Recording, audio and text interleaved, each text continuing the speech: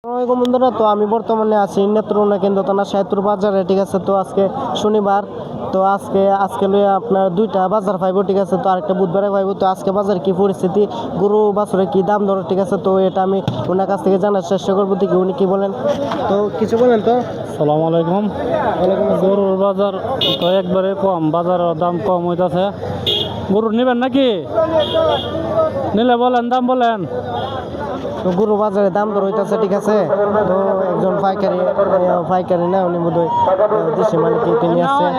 তো দেখি উনি কি বলে, তো কথাবার্তা দেখি তাদের কথাবার্তা কি হয়। ঠিক আছে, তো আর কিছু বলবেন?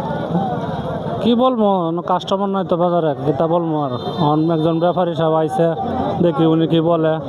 উনি বললে পরে বলা যাবে আর কি, দাম টাম বলে। উনি একজন ব্যাপারী। ঠিক আছে, তো উনি আইসে দেখি দাম দর কিরকম কম হয়, মানে গরু বেশি কাস্টমার কম, এই আর কি, মানে আজকের বাজারের অবস্থা। ঠিক আছে, তো